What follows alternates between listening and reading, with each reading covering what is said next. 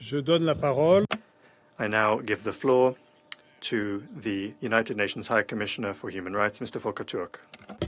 Monsieur le Président, Mr. President, it pains me to brief this Council once again on the catastrophic suffering of people in Gaza.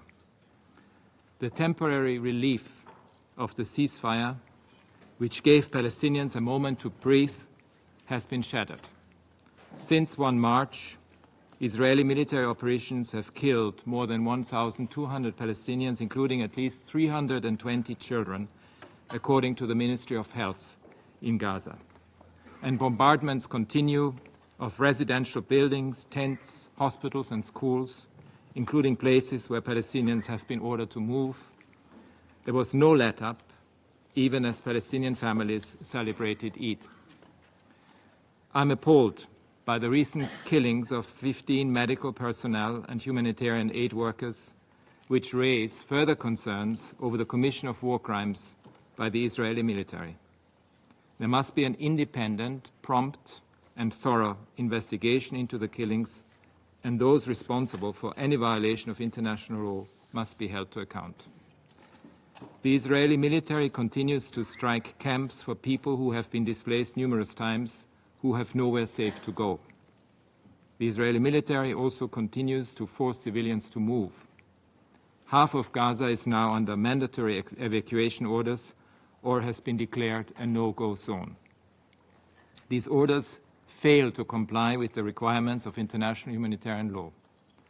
Hamas and other Palestinian armed groups continue to launch indiscriminate rockets from Gaza into Israel in breach of international humanitarian law. I'm also deeply concerned about the fate and well-being of Israeli hostages still held in Gaza. Mr. President, it has now been a month since Israel imposed a complete blockade on vital humanitarian aid and supplies, including food, water, electricity, fuel, and medicines, thus harming the entire population of Gaza. The blockade and siege imposed on Gaza amount to collective punishment and may also amount to the use of starvation as a method of war. As of the 1st of April, the World Food Programme shut its 25 bakeries across Gaza, leaving many families without access to bread. Social tensions over food shortages are palpable, alongside reports of the excessive use of force by the local police. We are witnessing a return to the breakdown of social order that preceded the ceasefire.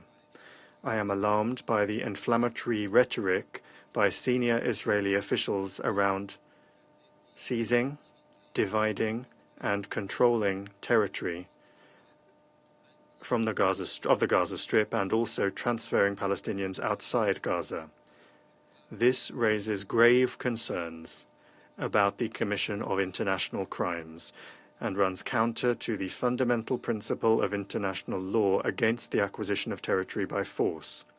In Resolution 2735, adopted in June, this Council rejected any attempt at demographic or territorial change in the Gaza Strip, including any actions that reduce the territory of Gaza. Mr. President, the situation in the West Bank, including East Jerusalem, is also extremely alarming. Israeli operations in the North and West Bank have killed hundreds of people, destroyed entire refugee camps and makeshift medical sites, and displaced over 40,000 Palestinians. The announcement that residents must not return to their homes for a year raises serious concerns about long-term mass displacement. Since 7 October 2023, my office has verified that state and settler violence has killed 909 Palestinians across the West Bank, including 191 children and 5 people with disabilities, some of which may amount to extrajudicial and other unlawful killings. In the same period, 51 Israelis, including 15 women and 4 children, were killed in alleged Palestinian attacks or armed clashes, 33 in the West Bank, and 18 in Israel. Illegal settlement expansion continues unabated as some Israeli ministers advocate for Israeli sovereignty in the occupied territory. Dozens of Palestinian herding and farming communities have been forced to leave their homes and their ancestral lands, while restrictions on movement have paralyzed the economy and are shredding the social fabric. While hundreds of Palestinian detainees were released during the ceasefire, hundreds more people have been arrested and detained. Within Israel, the severe crackdown on civic space, including against organizations defending the human rights of Palestinians, is also alarming. Monsieur le Président, nothing can justify the horrific attacks committed against Israeli communities on 7 October 2023, and nothing can justify the collective punishment of the Palestinian people. According to the Palestinian Ministry of Health, Israeli military operations since 7 October 2023 have killed more than 50,400 Palestinians in Gaza and injured more than 114,000 people. I urge the immediate restoration of the ceasefire and unimpeded humanitarian access throughout Gaza. I warn again that there is a high and increasing risk that atrocity crimes are being committed in the occupied Palestinian territory. Under the Geneva Conventions, states have an obligation to act when a serious violation of international humanitarian law has been committed. Under the Convention on the Prevention and Punishment of the Crime of Genocide, state parties have the responsibility to act to prevent such a crime when risk becomes apparent. I urge all those with influence to ensure the protection of civilians as a matter of absolute priority. It is essential that there is full accountability for all violations of international humanitarian and human rights law. All hostages must be released immediately and unconditionally. All those arbitrarily detained must also be released. Israel must refrain from any acts amounting to forcible transfer of Gaza's population.